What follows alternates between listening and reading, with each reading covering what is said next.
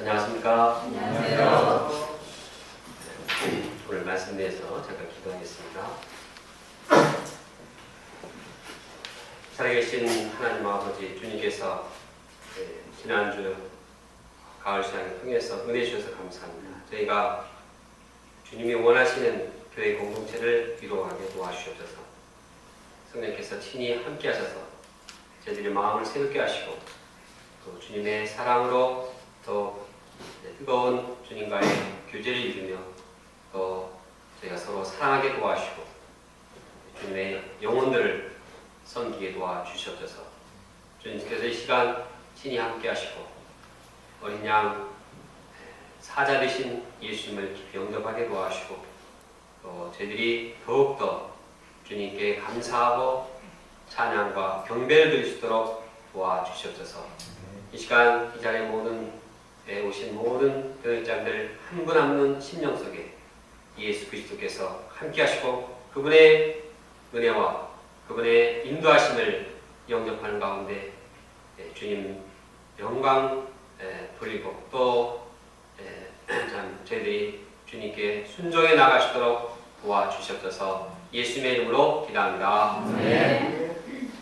요한계시록 2장과 3장은 주님께서 예배소 7교회에 주신 편지입니다. 여기서는 주로 땅의 장면이 소개되어 있습니다. 요한계시록 4장은 천상의 모습이 나타나 있습니다.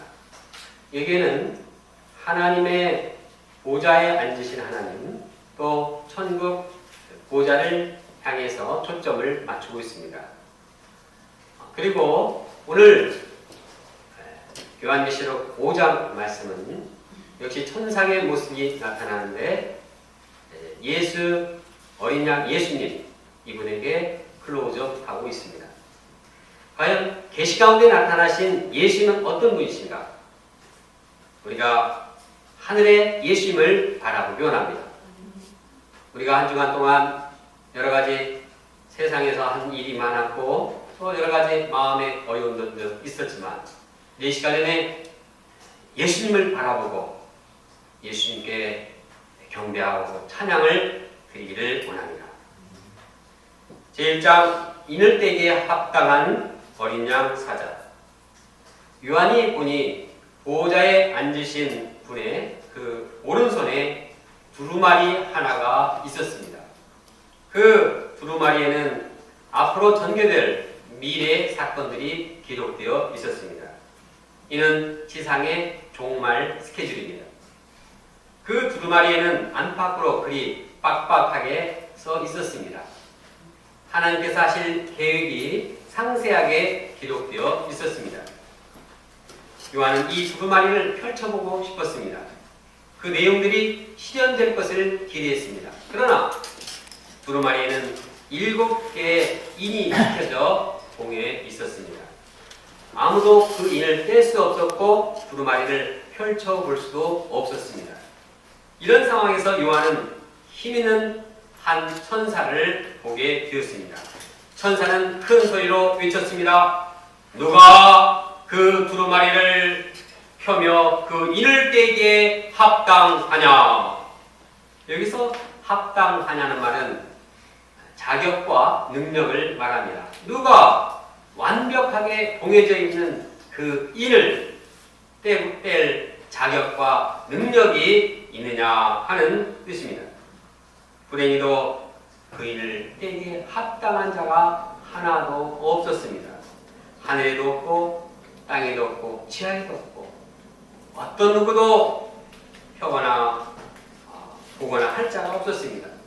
이 두루마리를 펴야 미래에 어떤 일이 일어날 수를 알 수가 있는데 또 이 계획대로 이제 모든 일이 실현될 것인데 그 두루마리를 읽을 사람이 없다는 것을 안 요한은 막막했습니다. 90세가 넘은 노종 사도 요한은 큰 소리로 울 수밖에 없었습니다. 한참 울고 있는데 장로 한 사람이 와서 말했습니다. 울지 마시오. 유다 지파의 사자 다윗의 뿌리가 이겼으니 그 두루마리와 그 7인을 것입니다.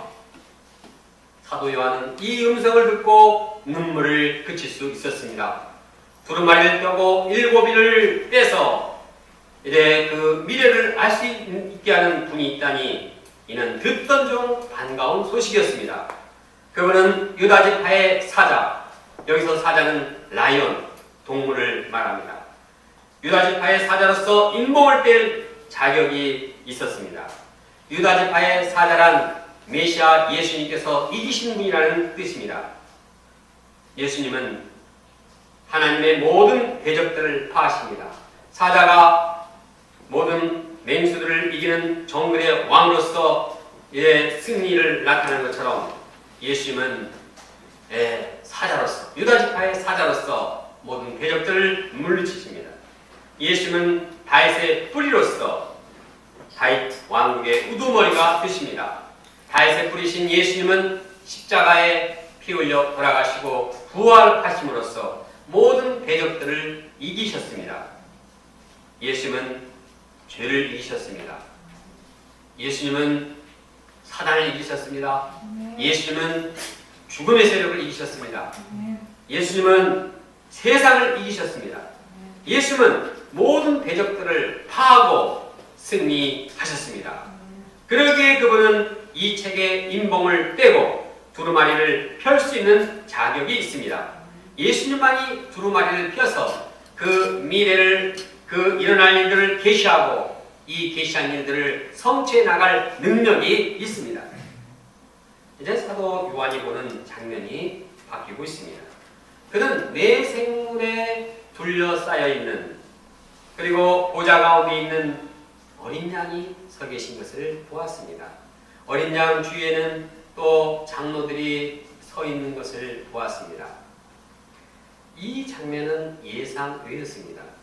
왜냐하면 이 힘 있는 천사가 말하기를 유대 지파의 사자라고 예수님을 말하고 있는데, 이제 사자와 같은 이미지를 볼 줄 생각했는데 사자가 아니라 어린 양이었기 때문입니다. 그것도 연약한 한 마리 어린 양이었습니다. 죽임을 당한 흔적이 있는 어린 양이었습니다. 이를 종합해보면 예수님은 어린 양이요 사자이십니다. 예수는 승리한 사자이면서 동시에 죽임을 당한 어린 양이십니다. 다 같이 6절을 함께 읽어보겠습니다. 시작. 내가 또 보니 보좌와 내 생물과 장로들 사이에 한 어린 양이 서 있는데 일찍이 죽임을 당한 것 같더라. 그에게 7뿔과 7눈이 있으니 그 이눈들은 온 땅에 보내심을 받은 하나님의 7명이더라.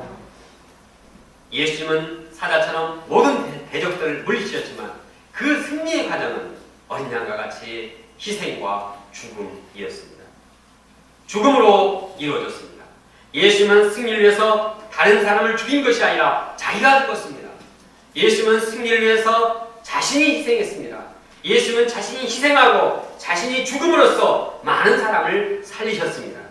이와 같이 사람들을 구원하기 위해서 자신이 희생하신 어린 양이야말로 예수님의 인복을 빼기에 합당한 것입니다.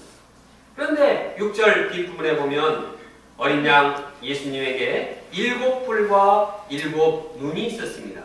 여기서 7뿔은 완전한 권세와 능력을 말합니다. 뿔은 힘입니다. 눈은 통찰력과 지혜를 말하고 있습니다. 예수님은 7개 뿔과 7눈을 가지고 지혜와 완전한 이 권세를 가지고 만물을 다스리는 분입니다. 이 예수님, 지혜와 권능과 권세를 가진 예수님만이 그 인을 빼기에 합당하신 분입니다. 7절에 보면 그 어린 양이 나와서 보좌에 앉으신 하나님 오른손에서 두루마리를 취하셨습니다. 어린 양 예수님께서 하나님으로부터 권세를 위임받았습니다.